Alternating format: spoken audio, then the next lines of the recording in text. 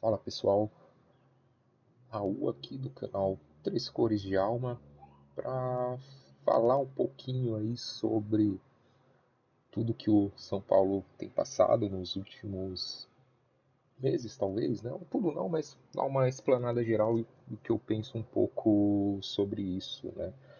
Faz um tempinho que eu não gravo vídeo, eu estava me dedicando um pouquinho mais a um outro projeto que eu tenho no YouTube, aliás, dois projetos, né, que eu tenho no YouTube também, eu acabei tirando o pé um pouquinho aqui do canal. Mas vamos ver, tentar voltar a gravar mais vídeos aí, se não diariamente, pelo menos pré-jogo, pós-jogo, alguma coisa assim. Mas vamos lá, o que a gente tem visto aí, principalmente, é justamente a questão da última mudança de treinador, né? Até então a gente tinha o Crespo como treinador e de repente ele foi demitido enquanto ele era líder do campeonato, tinha um bom aproveitamento, pelo menos no brasileiro em si, e tinha total noção da realidade do clube e era muito claro com a torcida em relação a isso.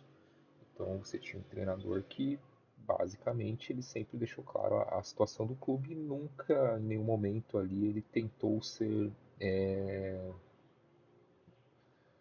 vamos dizer, de uma forma, não tentou iludir o torcedor, de forma alguma. Então ele sempre falou, ó, nosso objetivo é X, é 45 pontos no primeiro momento, depois até isso gerou uma polêmica internamente, ele falou, não é bem assim, mas tá claro que o São Paulo não briga por títulos e, assim, eu torço pro São Paulo desde muito pequeno, assim, e eu tenho 36 anos, vou fazer 36, aliás, esse mês, e, pô, a gente sabe, a gente já viu grandes times do São Paulo, dentre outros grandes clubes brasileiros aí com grandes times, e o São Paulo atual, ele não tem um grande time. Ele só foi transparente com relação a isso e acabou pecando ali na visão dos diretores, da comissão de futebol ali, da direção de futebol. Eu acho que isso foi um ponto ali que pesou para a tomada de decisão, né, da substituição do Crespo, da demissão e contratação de um novo treinador. Eu acho que é a grande polêmica do momento, a gente vai falar um pouco sobre isso. Bom, feito isso, veio basicamente ali pouco tempo depois a contratação do Roger Machado, que eu acho que nunca foi unanimidade em quase nenhum lugar que ele passou, inclusive em clubes que ele tem identificação como o Grêmio, né? E, e a partir do momento que surgiu ali o boato, ali a possibilidade do Roger Machado ser o novo técnico do São Paulo, a torcida já se manifestou negativamente. Cara, se você é uma pessoa minimamente conectada ali, que tem uma rede social, que tem um YouTube, que seja, você vai ver a repercussão negativa, né? E imagino se eu trabalhasse dentro do São Paulo Futebol Clube, obviamente que isso chegaria aos meus ouvidos. Mas você insistir de qualquer maneira nessa contratação mesmo sem o aval da torcida, acho que foi um grande tiro no pé. E hoje a gente vê, basicamente, em nenhum momento o Roger não tem paz, né, desde que chegou, mesmo quando ganha. E eu digo quando ganha porque, de fato, mesmo nas vitórias ali em que o Roger foi, estava à frente do São Paulo, nunca foi um futebol muito vistoso ali. Então sempre foram vitórias ali, mas teve o jogo contra o Cruzeiro, mas ainda assim não foi um super jogo ali, foi um placar elástico, mas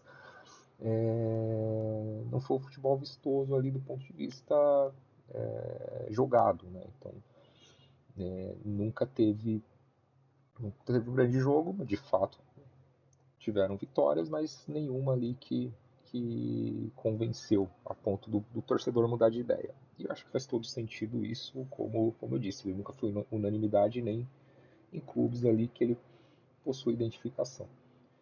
E o que mais me assusta, né, de tudo isso é justamente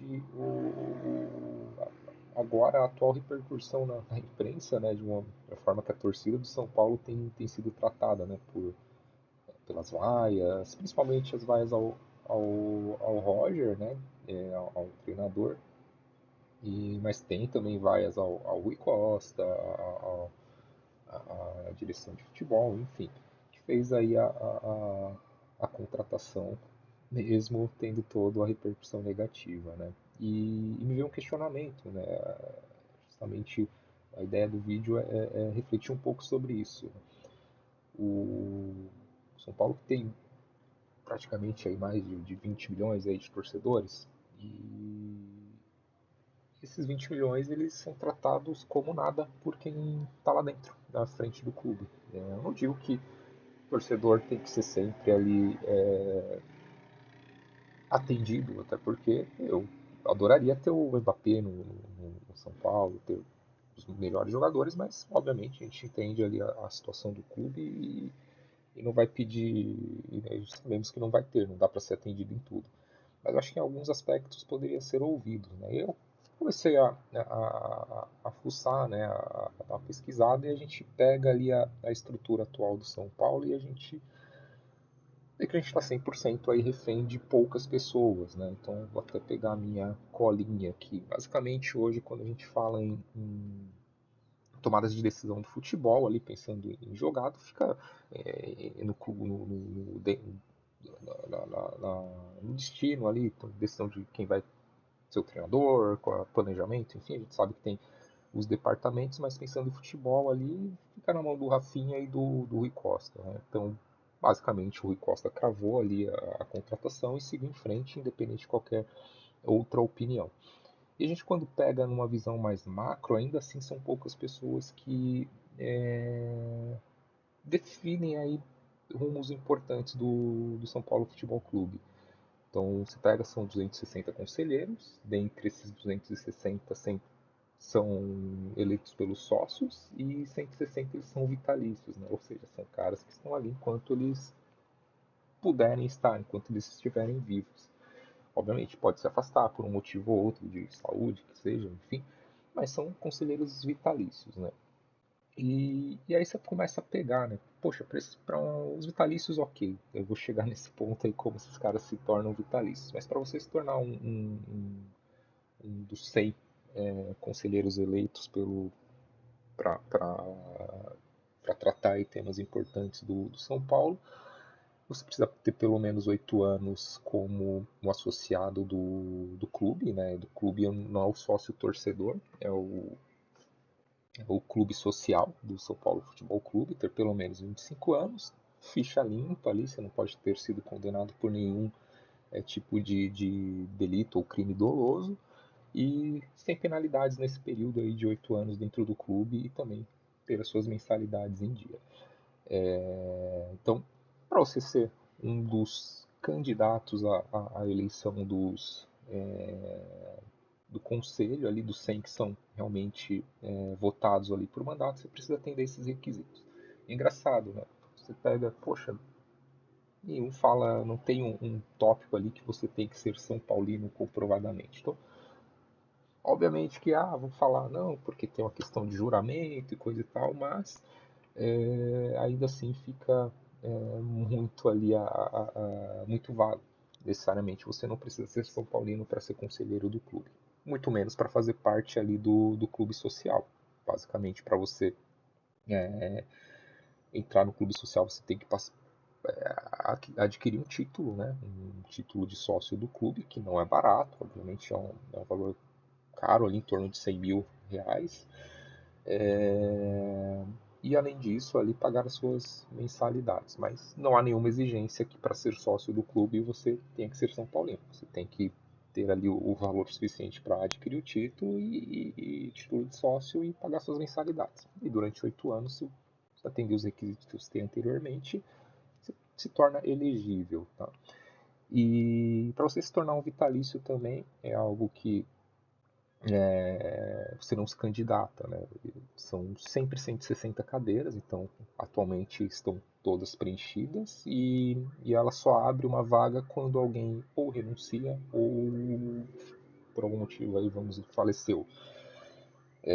E aí o Conselho Deliberativo elege uma nova pessoa, se for mais de uma vaga, enfim, vai eleger essas pessoas para se tornarem vitalícios. E normalmente ali para você se tornar elegível a um conselheiro vitalício, você também tem que cumprir alguns requisitos ali, que tem que ter pelo menos ali alguns mandatos de conselho já cumpridos e também ter serviços relevantes prestados ali enquanto você é sócio do clube social e pelo menos 20 anos de associado. Então você vê que está se tornando um grupo bem seleto. Mas novamente, você não tem uma necessidade de ser São Paulino para entrar como um conselheiro, seja ele vitalício, seja ele o eleito para um mandato de 3 anos.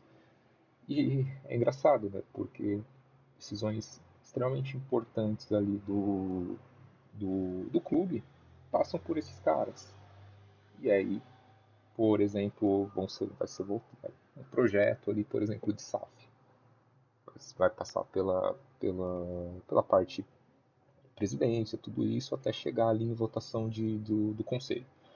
O conselho votou, vai votar, vai aprovar ou não.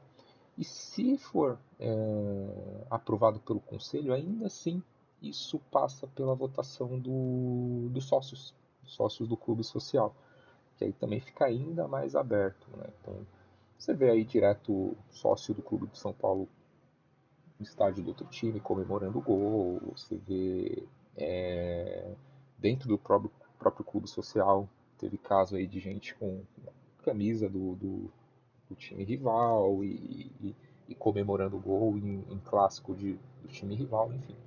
Ou seja, a gente, como torcedor, né, a gente fica, tá bom, refém de uma estrutura aí que é, ao meu ver, totalmente obsoleta, pensando no São Paulo Futebol Clube. Essa estrutura para o clube social, para mim, tanto faz que eles façam o que eles bem entendam ali pro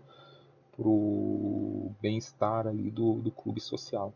Mas quando a gente fala de São Paulo Futebol Clube, da parte de futebol, cara, isso não tem cabimento, porque 16 milhões de quase 20 milhões, 20 milhões de torcedores ficam reféns de um conselho que tem 260 pessoas e de sócios do clube